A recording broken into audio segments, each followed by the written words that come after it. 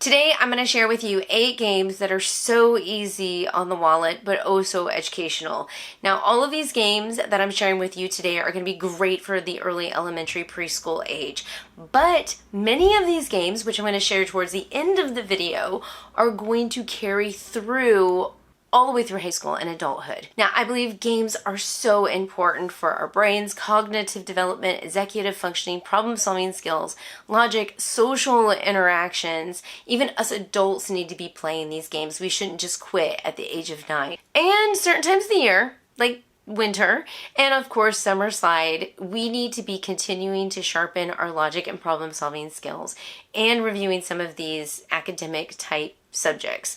Now these games are also great for kids with learning disability and special needs because there is a level of frustration that they have when learning academics through a traditional method. These games are going to make it more fun. They're going to learn a lot quicker, and you're going to notice a huge difference with some of those kids. So the first game I have to share with you guys is called the Sneaky Squirrel game, and it is it says a game of strategy for sneaky squirrels. I think it's just strategic because you've got this cute little squirrel that's helping your kids strengthen their pincher. He looks like this. He's really cute, right? Okay, so it has a spinner. They spin the color, and then you take your sneaky squirrel, and the box has a bunch of these little acorns inside of them with little tops that have different colors. And you're going to take your sneaky squirrel, you're going to pinch the one that matches what you spun, and yay, you get to stick it inside of your log. Now the box itself comes for 4 players. Of course, you bought another box, then you got like 8 players. But so, as you can see, it's just super simple. It's reviewing colors. It's reviewing social interactions, taking turns, which is also part of cognitive development. And it's just a fun little simple game, and it's affordable too. So Sneaky Squirrel. By the way, all of the links to these games are going to be located down in the description box below. So if you're interested in purchasing them, you can easily find them right down there. The second game that I have to share with you is one of my daughter's favorites. This one's Snug As A Bug in a Rug. And I didn't think this was going to be as fun as it actually is. I mean, it did say it won the Best Toy Award, but that doesn't always mean anything. But in this case, it did. So you get this nice little board, but it also has like these little... in other words, there's room underneath it, because as you play the game, whether you're going to be doing shapes, colors, or numbers, because each of these little guys, if you look at them, they have, you know, either green or triangle or 2. You know, you roll the dice and it tells you which one you're going to play, or you could pick which one you want to play, whichever skill you want the kid to work on, okay? As you use the spinner to spin on the board, once you collect the bugs that match the spinner, you stick them like under the rug, which is fun. It's like a nice little twist to make it a little interesting. And after a certain point, when you're running low, you will introduce the stink bugs, which the goal is a team playing game, which is great because once you get 3 stink bugs on your board, everybody loses. So the goal is to get all of your bugs off the rug before you get the 3 stink bugs, and you get the 3 stink bugs every single time you spin the spinner, and you can't pull any bugs off. It's a very simple game to play, actually, and it's almost like it's got that right amount of difficulty to make it interesting, but also to make it not so hard. And so this is definitely one of our favorite games. My daughter's 8 years old, by the way, to give you some context, and she has Down syndrome, and this is her favorite game. So, Snug As A Bug in a Rug. The next game I have is called Noodle Knockout. This is a fine motor game. You can see, like, my kids have knocked the box out, but it's proof that we play a lot, right? It's age 4 and up. If you look inside, it comes with 4 bowls that are color-coded and 4 little pinchers that are color-coded. And when you take these pinchers and the bowls out, you're left with a bunch of things that can help you make a bowl of noodles, like ingredients. You've got short noodles and long noodles, and they're actually kind of fun to play with. So a lot of our kids that are very sensory and fidgety, these are kind of fun. But you probably want to keep these away from them so you can keep the game fresh. But either way, they're fun. There's eggs in here. I haven't figured out what these are. If you know, let me know in the comment section down below. You got peas, you got peppers, you got carrots, and then you've got these order cards and a spinner. There are several different ways that you can play this game. They give you some ideas. Basically, we like to build orders together so we can make it more cooperative, taking turns to build the order. You can also be competitive where everybody gets a different card and they're building their order, taking turns. The first one that gets their order wins. Or you can just practice like pretend play and say, oh, I really want a green pepper or a red pepper, and then the other person gets it and puts it in your bowl and says, here, and then you could put money with, I don't know, there's so many different things you can play with this game. Create it, make it up, whatever it takes. You're building the fine motor skills, you're doing the taking turns, you're learning different foods, you're learning about noodles and colors, and it's, you know, there's so much that you can do with this game, and it's called Noodle Knockout. We love this one. Sometimes you can play it by yourself too, by the way. She'll do that. She'll like grab a bowl and just mix something up for me and hand it to me. Okay, so now we're getting into some games that can actually grow with the child, and they're not necessarily advertised as games for preschoolers, but preschoolers can certainly use it. And the first one I'm going to share with you is called Spot It. Spot It actually has a couple of different games.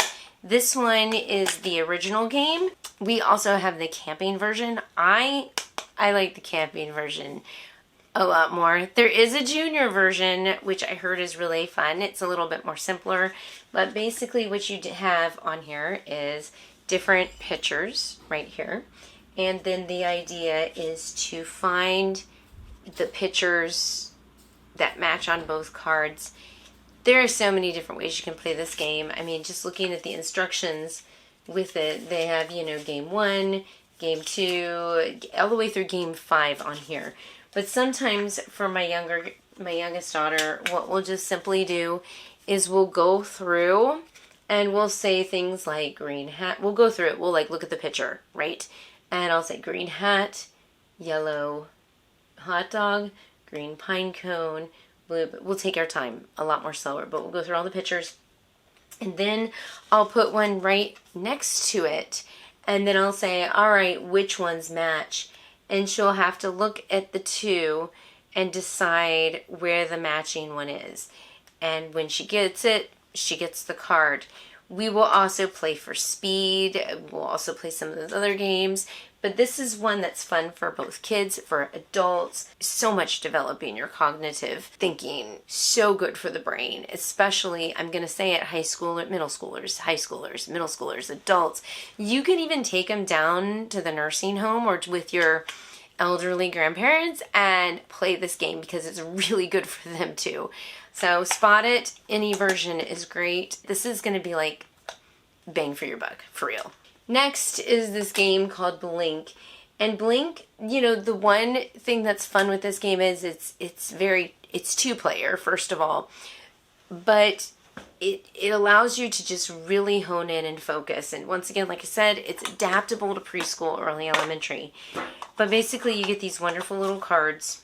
Now, with preschool and elementary, we will just go through and sort the cards by color and shape and number. Now, the real way you play Blink is it's a speed game between two people. You're going to divide the cards up, and then you each put a card in the center, face up, draw 3 cards from your individual pile, and basically you're matching either shape, number, or color, and you're doing it by speed. Speed games are great, especially with the sorting and the competitiveness between the two partners that play this game, and the fact that you won't get bored because you don't take turns, you just go.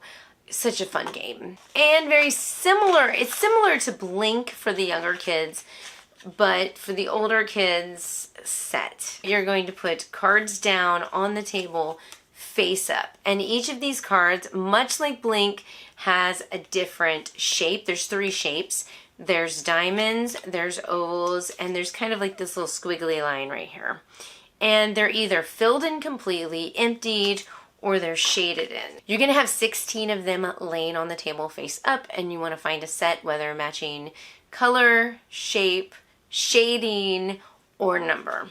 And you keep going. As soon as you take a set up, you put fresh cards down to replace those. This one trips my husband up. It is a game of speed, and it's great for the brain. Like I said, it's just a really fun game. It's this is one of my favorites, and it's quick too. So it's one that I'm like, okay, let's play a game. Let's pull out set. All right, let's go. Now, I can't do this video without mentioning my favorite type of Uno game, because there's so many different types of Uno games, but this one is Uno Flip. And the difference between this one and original Uno is that there is a special card in here, if I can find it, tells you to flip the deck. So you may be sitting here, of course everyone can see the back of your cards, and you get a flip. Well, you literally like flip your whole deck, and you have a new set of cards, and you also flip the pile in the middle to reveal different cards. Now for preschoolers, one of the things, sorting. You guys, sorting is huge for brain development and recognizing colors. Not only are you gonna get fun ones like pink and purple and orange, and also turquoise is in here, but you have the original colors, you know, green, yellow, blue, and red, but also you can sort by numbers too. So great for sorting, great for preschool, great for adults. This is probably the most advanced game that I have. It does say for ages 8 and up, but little kids like this too, just because of the pictures. It was created by a child. It is Sleeping Queens. My deck is such a mess, guys. The thing is you have these queens that go to sleep, and you turn them face down, and the point is you want to wake up the queens and gather the queens. If you get the most amount of points from the queens, you win the game. Of course, there's little catches there where certain queens are worth certain points, and certain queens can't be, you know, you can't have a dog and cat queen together. But there's also the sleeping potion, and then you've got the dragon and the knight that do different things to the deck. It's just a really fun little game, and this one actually I do think has some strategy there. Definitely has some strategy there. This one is actually one of those games that we've had in my household for probably a good 8 years. And it seems to be one that we keep pulling out over and over and over again to play. It's a quick setup. It's a quick game. It's not one of the long ones, and it's so much fun. So like I said, all the links to these games that I shared with you are down in the description box below.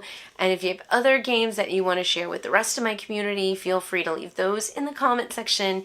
And of course, if you enjoyed this video, you love learning and education and homeschooling and all the things, especially if you have a child with a learning disability, feel free to subscribe to my channel. And until then, I will leave you right here some more ideas for games, and I will see you in my next video.